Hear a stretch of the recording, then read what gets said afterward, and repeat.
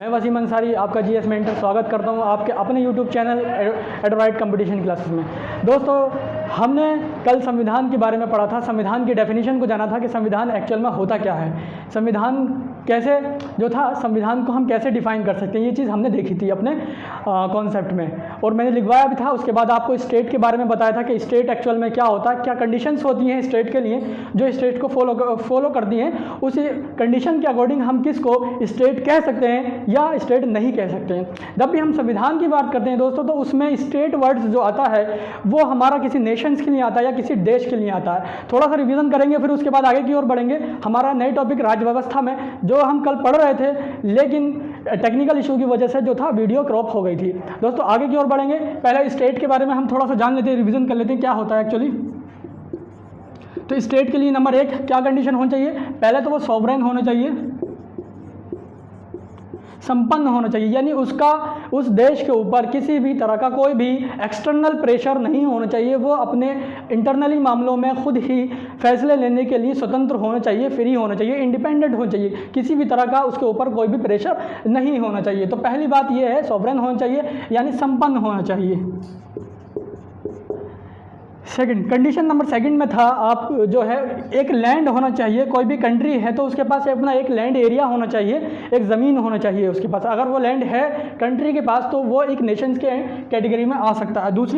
तीसरी कंडीशन हमने पढ़ी थी कि उसमें गवर्नमेंट होना चाहिए,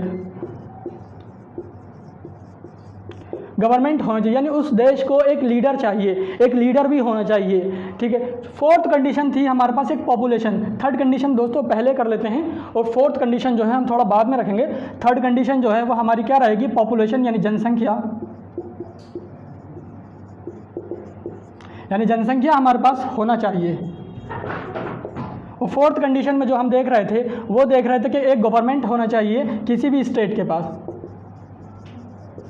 अगर ये चारों कंडीशन को फॉलो करता है तो हम उसे क्या कह सकते हैं, एक स्टेट यानी नेशन कहेंगे। जब भी हम संविधान की बात करेंगे दोस्तों साथियों, तो हम उसमें राज्य से मतलब हमारा स्टेट होगा यानी नेशंस होगा। संविधान में नेशंस को जो डिफाइन किया गया वो इस तरीके से डिफाइन किया गया है, सॉवरेन, लैंड, पॉपुलेशन और गवर्नमेंट। ये चारों चीज़ें जो है अगर कोई कंडीशन को फॉलो करता है तो वो स्टेट कहलाता है।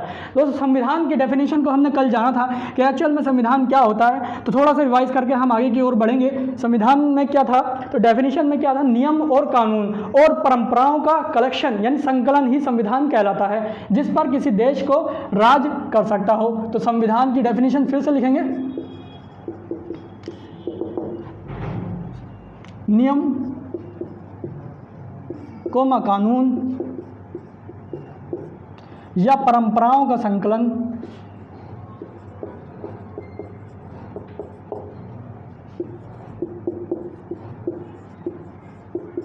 परंपराओं का संकलन जो किसी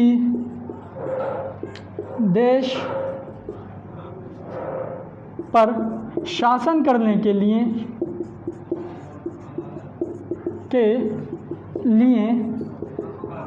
ज़रूरी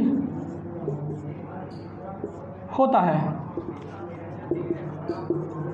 संविधान कहलाता है। दोस्तों संविधान की डेफिनेशन को हम इस तरह से डिफाइन कर सकते हैं। या दोस्तों एक और पॉइंट इसके बारे में लिख सकते हैं कि संविधान और क्या होता है, तो यह होता है नियमों और नीतियों पर आधारित किसी देश के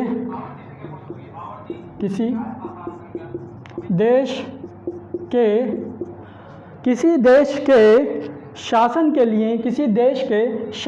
लिए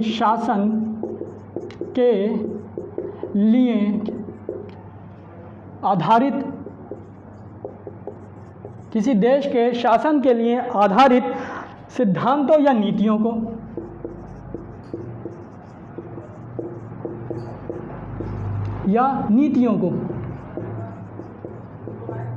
को संविधान कहते हैं,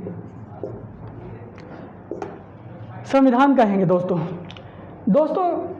आधारित कोई भी देश शासन करने के लिए जिन रूल्स की ज़रूरत होती है उसे संविधान कहते हैं। नीति भी इसमें आ सकती हैं, परंपराएं भी इसमें आ सकती हैं। परंपराओं के बेस पर भी हम संविधान को देखेंगे। फिर संविधान को जब हम क्लासिफिकेशन देखेंगे आज की वीडियो में ही, तो हम देखेंगे कि किस तरह से इसको डिवाइड किया गया है। तो दोस्तों, किसी देश के शासन के लिए आधारित सिद्धांतों को या नीतियों को हम संविधान कहते हैं। संविधान के लिए और क्या पॉइंट लिख सकते हैं दोस्तों, ऊपर की जो है मैं रफ करता हूँ इसे, आगे की ओर देखते हैं। संविधान के लिए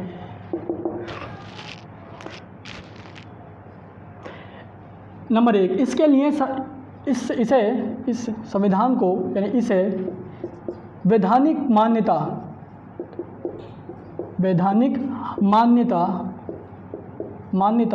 प्राप्त होती है। वैधानिक मान्यता से मतलब दोस्तों यहाँ पर क्या होता है? वैधानिक मान्यता का मीनिंग ये है कि उस देश की पॉपुलेशन या उस देश की जनसंख्या के द्वारा उस कानून को ये मान्यता दी गई है कि वो देश का कानून है, उसके हिसाब से ही सारे देश जो सारी पॉपुलेशन है वो चलेगी। यानी देश में जो डेवलपमेंट होगा वो उसी के हिसाब से होगा, जो सरकारें चलेंगी वो उसी के अकॉर्डिंग चलेंगी। तो इसको कहते हैं वैधानिक मान्यता, यानी इस देश संविधान जो होता है उसको वैधानिक मान्यता प्राप्त होती है। दूसरा और क्या पॉइंट हो सकता है दोस्तों?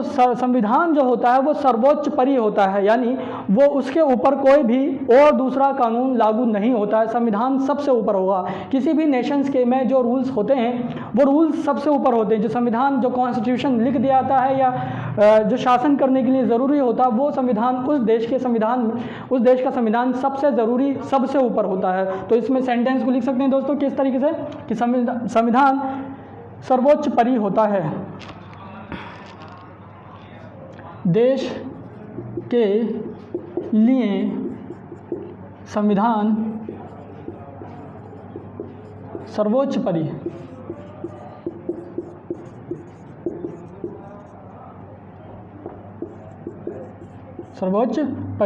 होता है, यानी सबसे ऊपर, उसके ऊपर कुछ नहीं है।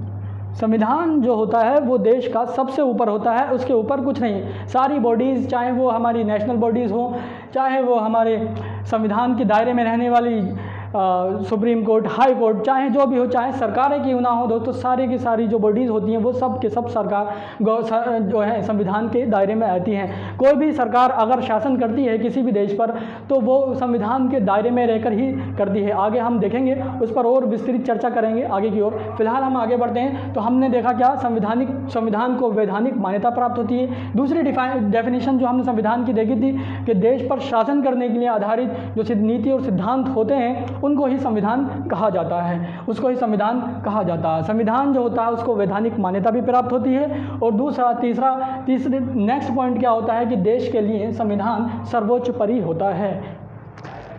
दोस्तों इसको रफ कर सकते हैं, आगे की ओर बढ़ेंगे। अब हम देखते हैं राज्य व्यवस्था, जो कि हमने कल टॉपिक छोड़ा था। राज्य व्यवस्था, संविधान और राज्य व्यवस्था दो अलग अलग वर्ड्स हैं दोनों। साथियों कंफ्यूज होने की ज़रूरत नहीं है। राज्य व्यवस्था यानी राज्य की व्यवस्था, जो कि राज्य की व्यवस्था होती है।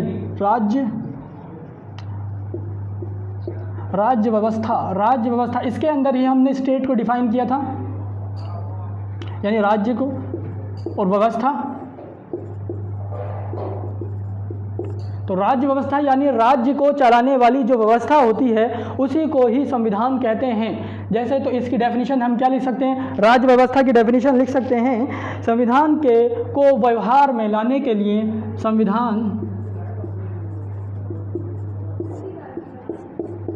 संविधान को व्यवहारिक रूप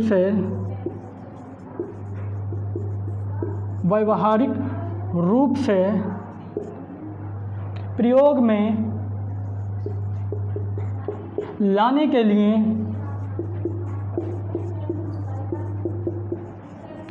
की गई व्यवस्था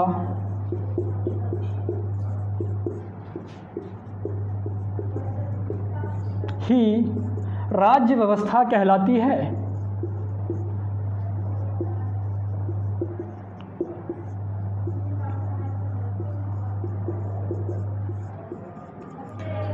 संविधान को व्यवहारिक रूप से प्रयोग में लाने के लिए जो व्यवस्था की जाती है दोस्तों, उसी को ही राज्य व्यवस्था कहते हैं। एग्जाम्पल के तौर पर आप देख सकते हैं कि आर्टिकल, जैसे हमारे पास इसमें ही उदाहरण ले लेते हैं। उदाहरण में क्या होगा, जैसे आर्टिकल, जब हम आर्टिकल आगे की ओर पढ़ेंगे तो आर्टिकल 17 क्या कहता है दोस्तों, अस्पृश्यता का अंत है। अस्पृश्यता का अंत है, अस्पृश्यता का अंत। दोस्तों समझना बहुत ज़रूरी है कि जो संविधान है और जो जो हम पढ़ रहे हैं, ये राज्य व्यवस्था, ये दोनों अलग अलग चीज़ें। व्यवस्था दोस्तों, अब हमने अगर संविधान, कोई भी संविधान बना दिया है, उसको लागू कराना किसका काम होता है, तो वो उस लागू कराने के अंदर में ही आता है क्या, राज्य व्यवस्था। यानी अब ये राज्य व्यवस्था तय करती है कि उसको, संविधान को किस तरीके से लागू कर दिया जाए। जैसे आर्टिकल 17 हमारा क्या कहता है कि अस्पृश्यता का अंत है। आर्टिकल 17 कहता है अस्पृश्यता का अंत, तो ये तो संविधान हो गया। आर्टिकल 17 जो हो गया वो संविधान हो गया।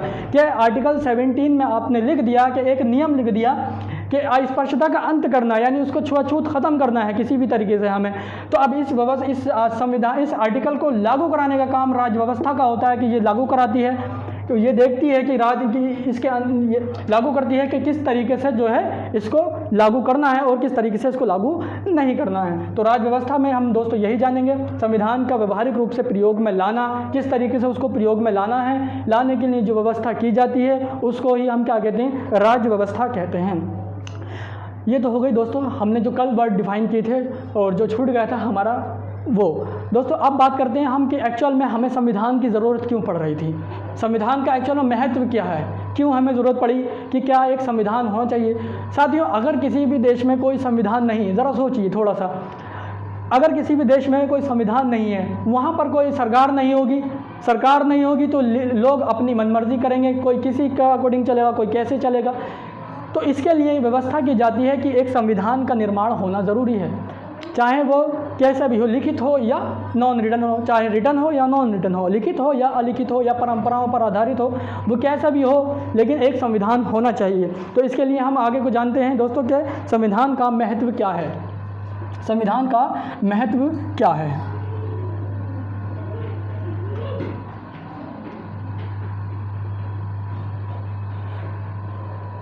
संविधान का महत्व, संविधान का महत्व, संविधान का महत्व। संविधान के महत्व में हम क्या जानेंगे?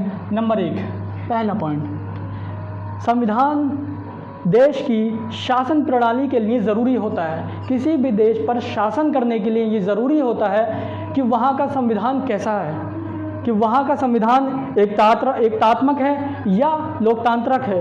लोकतांत्रिक यानी डेमोक्रेसी, आप जानते ही हैं हिंदुस्तान के अंदर डेमोक्रेसी है, तो वो किस तरह की है। तो संविधान के लिए पहला पॉइंट हमें मिल जाता है कि संविधान में जो राज्य व्यवस्था होती है, संविधान में जो शासन प्रणाली है, उसके लिए ज़रूरी है कि संविधान कैसा है। तो नंबर 1 हम लिख सकते हैं, शासन प्रणाली के लिए, संविधान देश की शासन प्रणाली के लिए ज़रूरी होता है। संविधान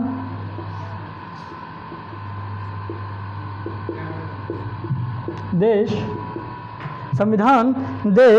की शासन प्रणाली के लिए, देश की शासन प्रणाली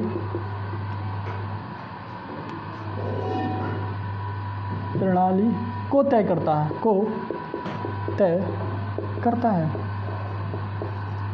शासन प्रणाली से मतलब क्या है? संविधान में शासन प्रणाली से मतलब क्या है दोस्तों? शासन प्रणाली का मतलब है कि एकात्मक है या लोकतांत्रिक है, या लोकतंत्र है। एकात्मक है या लोकतंत्र है? एकात्मक यानी जिसमें शक्तियों का एकात्मक का मतलब क्या होता है? जिसमें शक्तियों का केंद्रीकरण होता है, यानी शक्तियाँ, जितने भी नेशंस की पावर होती हैं, वो एक ही जगह पर जाकर उनका इकट्ठा हो जाना शक्तियों का केंद्रीकरण कहलाता है। एकात्मक में दोस्तों हम देखते हैं कि शक्तियों का क्या होता है? केंद्रीकरण होता है, शक्तियों का केंद्रीकरण। तो एकात्मक में दोस्तों हमने ये जाना कि क्या होता है? एकात्मक प्रणाली में शक्तियों का केंद्रीकरण होता है।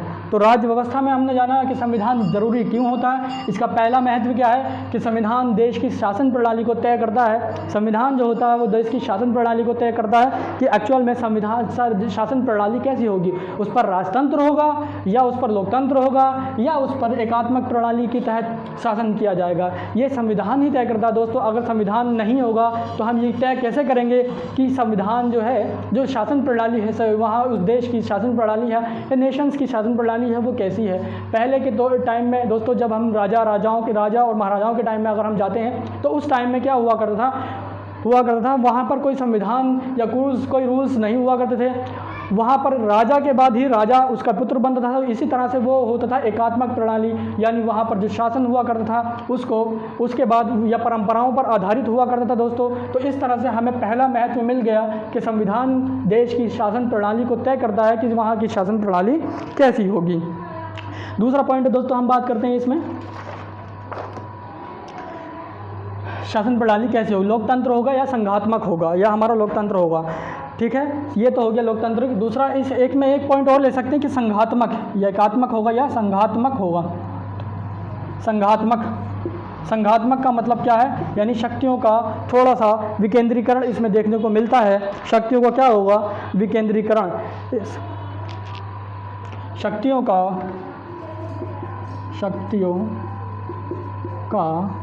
विकेंद्रीकरण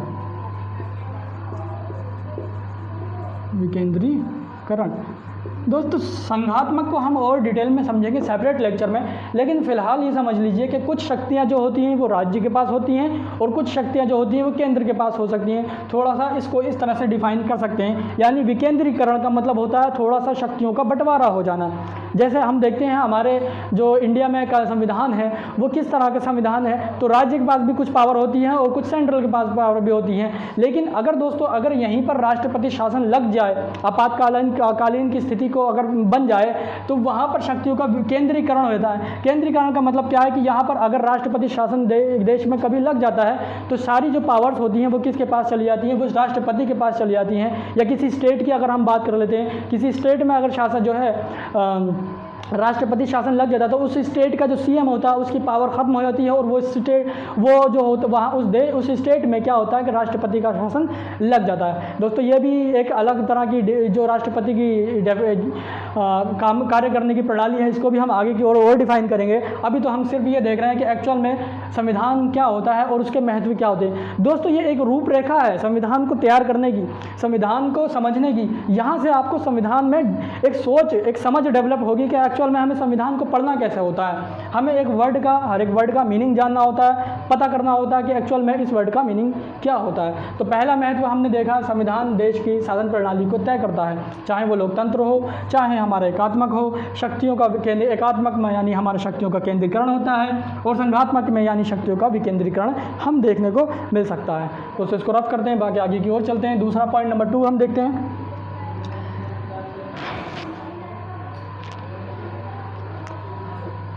दूसरा पॉइंट दोस्तों होता है कि संविधान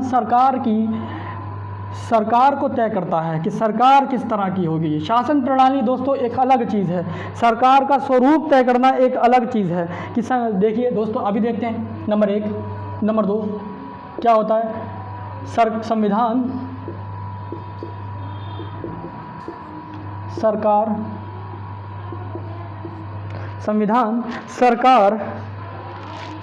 का स्वरूप तय करता है।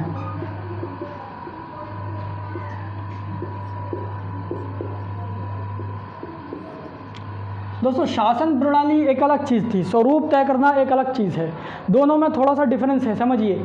शासन प्रणाली यानी उस देश की शासन की व्यवस्था कैसी होगी, और यहाँ पर एकात्मक होगी यानी राजा के बाद राजा या होगा, उसका बेटा राजा होगा या वंशज होगा, वंशज के हिसाब से चलेगा, या फिर वहाँ पर जो है जो लोकतंत्र होगा या फिर संघात्मक होगा, वो डिफाइन करता है कौन सा, संविधान का शासन प्रणाली। लेकिन सरकार का स्वरूप कैसा होगा, यानी इसमें आता है पहला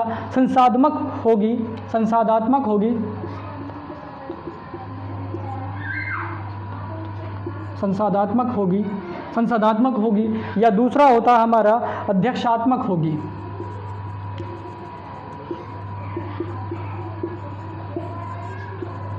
अध्यक्षात्मक। दोस्तों इसमें क्या होता है, जैसे कि संसदात्मक यानी संसद की व्यवस्था हो, जैसे कि हमारे संविधान में है संसद की व्यवस्था।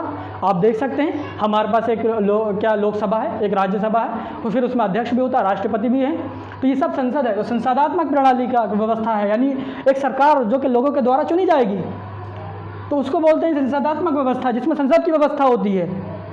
अध्यक्षात्मक यानी ऐसा व्यवस्था जिसमें सिर्फ एक अध्यक्ष हो, जैसे कि राष्ट्रपति होती है, किसी किसी देश में राष्ट्रपति देखने को मिलते हैं, वहाँ पर पीएम सीएम संसदात्मक नहीं होते। ठीक, लोगों को सीधे जो होते हैं वो अध्यक्ष के तौर पर चुन लिया जाता है। और हमारे देश में क्या है, संसदात्मक प्रणाली। इस तरह सरकार का स्वरूप जो होता है वो किस तरह का है, ये दूसरा तय करता है, संविधान तय करता है। संविधान ही तय करेगा कि सरकार किस तरीके की होगी, कि वहाँ पर लोग अपनी मर्जी से नेता को चुनेंगे, या फिर वंशज के हिसाब से चलेगी सरकार, कि सरकार वंशज के हिसाब से होगी, कि अब मैं बन गया तो मेरे बाद मेरे बेटा ही बनेगा। तो दोस्तों ये तो तय करता है कौन, संसदात्मक, यानी संविधान ही तय करता है। तो दो महत्व मिल गए हमें, एक तो शासन प्रणाली को तय करता है कि संविधान की शासन प्रणाली कैसी होगी, दूसरी तय करता है कि संविधान का स्वरूप कैसा होगा। ठीक, तीसरा पॉइंट हम देखते हैं दोस्तों, शक्तियों का केंद्रीकरण, कि शक्तियाँ किस तरह की डिवाइड होंगी, शक्तियों का बंटवारा, शक्तियों का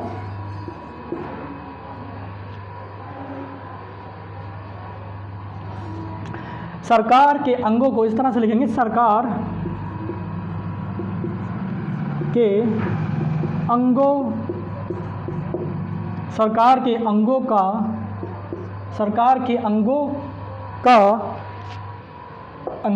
के द्वारा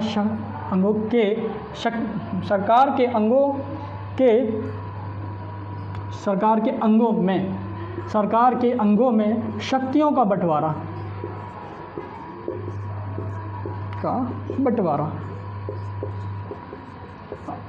दोस्तों बहुत इंपॉर्टेंट पॉइंट है, सरकार के अंगों में शक्तियों का बंटवारा। इसको थोड़ा समझने के लिए ऊपर का रफ करना पड़ेगा दोस्तों। सरकार के अंग कैसे होंगे साथियों, सरकार में अब जो लोग बैठे हुए हैं उनके पास भी तो कुछ शक्तियाँ होंगी, जो ऑर्गेनाइजेशन बनी हुई हैं, जो संस्थाएं बनी हुई हैं, उनको कैसे वर्क करना है। ऐसा तो नहीं है कि एक लीडर ने एक लीडर उसने कह दिया कि सरकार है, तो संविधान के द्वारा कह दिया कि सरकार है, तो फिर सरकार पूरे एक देश को एक ही आदमी चला लेगा। नहीं दोस्तों, उसके लिए कुछ अलग अलग तरह से अंग बनाए जाएंगे, शक्तियों का बंटवारा किया जाएगा, उसी के हिसाब से संविधान चलेगा, देश चलेगा। जैसे जैसे हम देख सकते हैं कैसे हो सकता है। तो नंबर 1 हमारे पास होती है विधायिकी, विधायिका क्या होती है, विधायिका। दूसरा होता है कार्यपालिका, कार्यपालिका। और तीसरा होता है न्यायपालिका।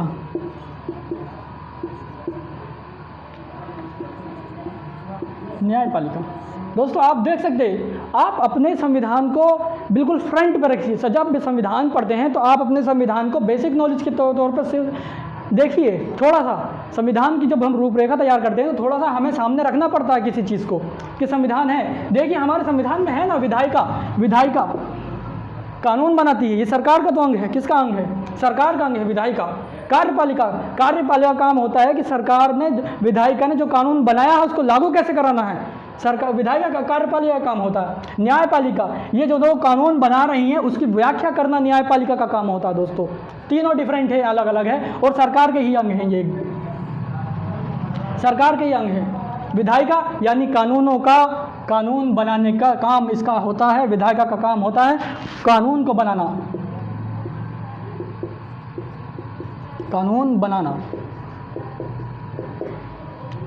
जो बनाए हुए कानून है उसको लागू कराना काम होता है कार्यपालिका का, कानूनों को लागू कराना।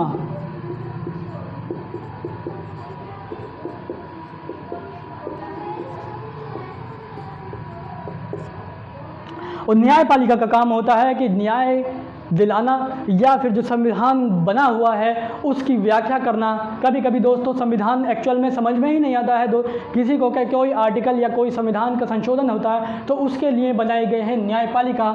इसका एक तो काम होता है कि लोगों के बीच में इंसाफ करना, और दूसरा काम होता है कि ये कानून की व्याख्या करता है।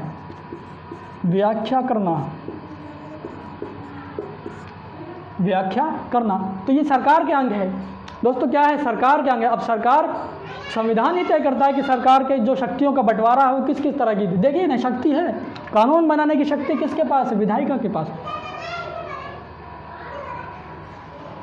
कार्यपालिका का काम क्या है कि कानून जो बन गए हैं उनको लागू कराना है, और न्यायपालिका का काम है कि व्याख्या करना। अगर किसी को कुछ समझ में नहीं आता तो उसकी व्याख्या करी जाएगी कि न्यायपालिका के द्वारा, या फिर उसको जो है डिफाइन किया जाएगा, या फिर उसको जो है लोगों के बीच में संविधान के अनुसार अगर किसी भी तरह का विवाद उत्पन्न होता है तो उसको डिफाइन करना या उसको एक्सप्लेन करना काम होता है किसका, न्यायपालिका का। तो इस तरह से आप देख सकते हैं कि संविधान का महत्व हमारे देश, किसी भी देश के लिए कितना ज़रूरी होता है। संविधान नहीं है तो देश का अस्तित्व लगभग खतरे में होता है दोस्तों। संविधान का होना बहुत ज़रूरी है, चाहे वो कैसा भी हो। आगे हम देखेंगे कि संविधान को वर्गीकरण हम कैसे कर सकते हैं, किस आधार पर संविधान को वर्गीकरण किया गया है साथियों। चलो आगे की ओर चलते हैं दोस्तों। संविधान का महत्व हो गया, अब हम देखते हैं संविधान का वर्गीकरण।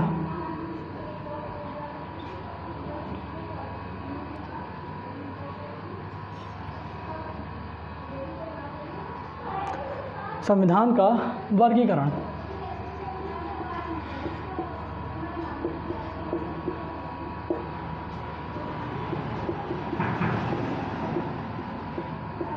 संविधान का वर्गीकरण, संविधान को कैसे हम क्लासिफिकेशन कर सकते हैं वो हम इसमें देखेंगे। तो नंबर 1, उत्पत्ति के आधार पर दोस्तों हम देख सकते हैं कि उत्पत्ति कैसे हुई है। कुछ उत्पत्ति में भी दो तरह का हम डिफाइन कर सकते हैं कि निर्मित हुआ या फिर विकसित हुआ।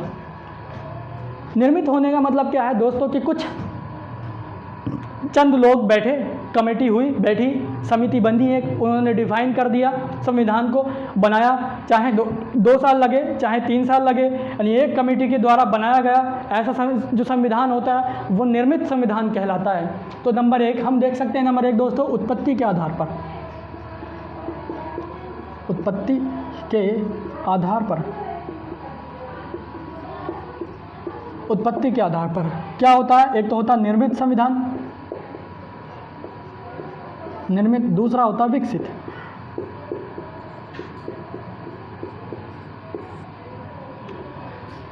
निर्मित संविधान दोस्तों क्या होता है, मैंने बताया कि कोई एक कमेटी बैठी, उसने 1 साल में या 2 साल में संविधान का निर्माण कर दिया, किसी नेशंस के लिए कानून बना दिए, उस संविधान को बोला जाता है निर्मित संविधान। विकसित संविधान दोस्तों क्या होता है, विकसित संविधान जो कि पहले से परंपराएं चली आ रही थी, जिनके आधार पर धीरे धीरे कलेक्शन कर लिया गया, उस संविधान को बोलते हैं विकसित संविधान। जैसे कि राजाओं के टाइम पर आप देखते हैं कि संविधान बनते थे, धीरे धीरे उन परंपराओं को कलेक्शन किया गया, यानी वो बहुत एक लॉन्ग टाइम में जाकर के उनका डेवलपमेंट हुआ, उस तरह के संविधान को हम बोलते हैं विकसित संविधान दोस्तों। तो निर्मित संविधान और विकसित संविधान, ये हो गया नंबर 1 हमारा। नंबर 2 होता है हमारा संविधान की शासन प्रणाली के आधार पर, शासन प्रणाली के आधार पर, शासन प्रणाली के आधार पर, वही चीज़ है जो हम पहले देख चुके हैं। इसमें भी 2 तरह का होता है, एकात्मक या संघात्मक। इसमें भी हमारे पास 2 तरह का होता है। पहले लोकतंत्र लिख सकते हैं, इसमें डेमोक्रेसी, दूसरा लिख सकते हैं इसमें एक राजतंत्र, लोकतंत्र और राजतंत्र। शासन प्रणाली के आधार पर दोस्तों, शासन प्रणाली लोकतंत्र है यानी उसमें डेमोक्रेसी है, या फिर हम देखते हैं राजतंत्र यानी उसमें राजाओं का तंत्र है। जैसा कि हम पहले देख रहे थे कि राजाओं, पहले ज़माने में राजा शासन करते थे, वहाँ पर राजतंत्र चलता था, और अब जो है लोकतंत्र है। किसी किसी देश में राजतंत्र अभी भी बाकी है और किसी किसी देश में लोकतंत्र भी है। अभी हम इसको डिफाइन करेंगे कि किस तरीके से हमारे देश में जो है संविधान है। ठीक है, तीसरा पॉइंट हम देख सकते हैं, संकलन की प्रवृत्ति के आधार पर, संकलन की प्रवृत्ति के आधार पर अब संकलन की प्रवृत्ति यानी कि उसको किस तरीके से संकलन किया गया, संकलन की प्रकृति, उसको किस तरीके से, संकलन का मतलब होता है कि उसको किस तरीके से इकट्ठा किया गया या उसका किस तरीके से कलेक्शन किया गया, उसको बोलते हैं संकलन की प्रवृत्ति। अब इसमें भी दो टाइप्स का हो सकता है दोस्तों, एक तो रिटन और एक नॉन रिटन। लिखित संविधान, दूसरा हो सकता है अलिखित।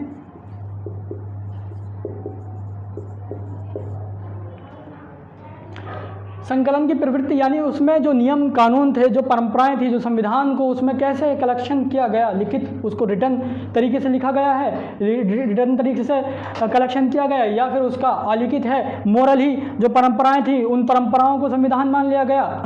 जैसा कि हम देखते भी हैं विदेशों थोड़ी कुछ जगहों पर, जैसे ब्रिटेन में है, ब्रिटेन में क्या होता है अलिखित संविधान वहाँ पर देखा गया है, जबकि भारत में किस तरह का संविधान है वो हम आगे चर्चा करेंगे दोस्तों। तीसरा पॉइंट होता है, फोर्थ पॉइंट,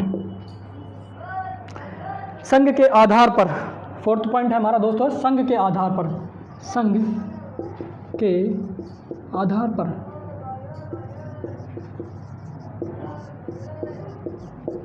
संघ के आधार पर, अब संघ के आधार पर शासन की जो संविधान होता है वो किस तरह का होता है, वो भी दो तरह का होता है, एकात्मक संविधान या हमारा संघात्मक संविधान,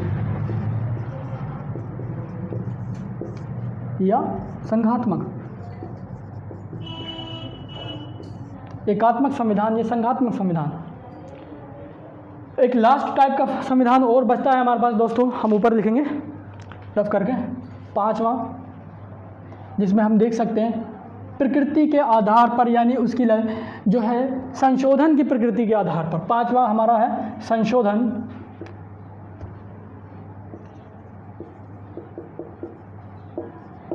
की प्रकृति के आधार पर, के आधार पर।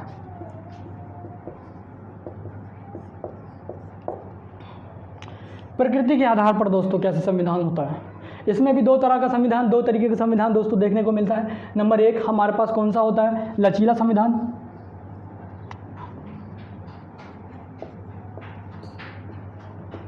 और नंबर दो कठोर संविधान। अब लचीला या कठोर संशोधन की प्रकृति के आधार पर, संशोधन की प्रकृति के आधार पर, यानी संशोधन किस देश में, किसी देश में संशोधन करने की प्रक्रिया कैसी है, इजी है तो वो संविधान हो जाएगा हमारा लचीला संविधान।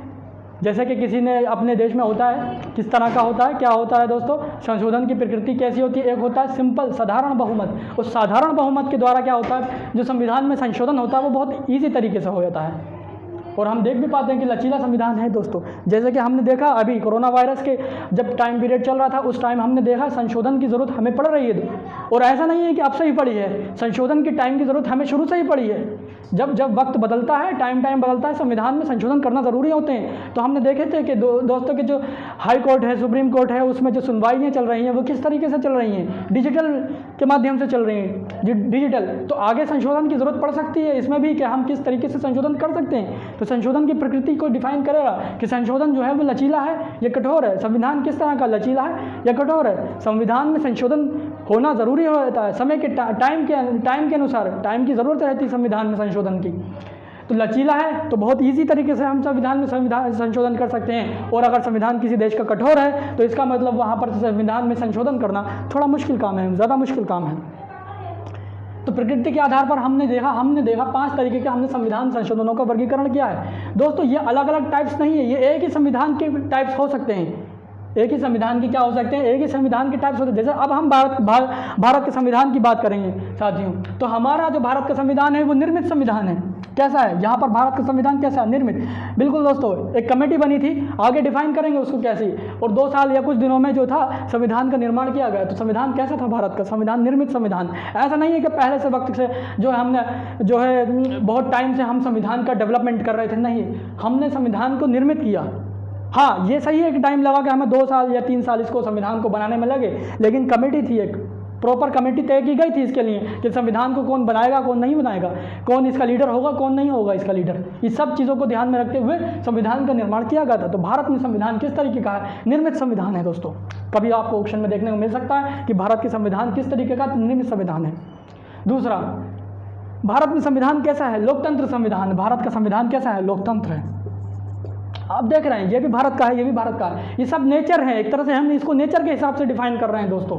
लोकतंत्र है, संविधान कैसे चल रहा है, लोकतंत्र है। तीसरा हम बात करते हैं संकलन की प्रवृत्ति के आधार, तो भारत में हमारा लिखित संविधान चलता है लिखित संविधान है भारत में। संविधान की प्रकृति कैसी है, लिखित है।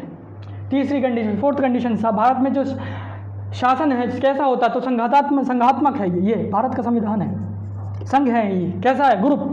संविधान में शक्तियों का केंद्रीकरण नहीं है सरकार के पास, सेंट्रल के पास है, लेकिन ज़्यादा पावर है, राज्यों के पास भी पावर है। यहाँ पे राज्यों को भी पावर दी गई है। उसके बाद बात करते हैं संशोधन की प्रकृति के आधार पर। तो संशोधन की प्रकृति के आधार पर जो संविधान है वो ना तो बहुत ज़्यादा ईजी है, उसको बदलना ना तो मुश्किल है और ना ही कठोर है। बहुत ज़्यादा ना तो ईजी है और ना ही बहुत मुश्किल है। तो संविधान की प्रकृति कैसी है, तो वो मीडियम है। तो हम संविधान की बात करते हैं तो वो कैसा होता है, तो लचीला भी। भारत का संविधान कैसा होता है, लचीला भी होता है और कठोर भी होता है। कुछ कुछ जगहों पर हमें ये देखना पड़ता है कि संविधान में संशोधन करना इतना आसान नहीं है, वो हम आगे देखेंगे साथियों। जैसे संविधान की हम धीरे धीरे आगे की ओर बढ़ेंगे तो संविधान में संशोधन करना इतना आसान नहीं है, लेकिन कुछ जगहों पर हमने साधारण बहुमत के थ्रू जो है संविधान को संशोधन कर दिया, ये हम देख सकते हैं इसी तरह से।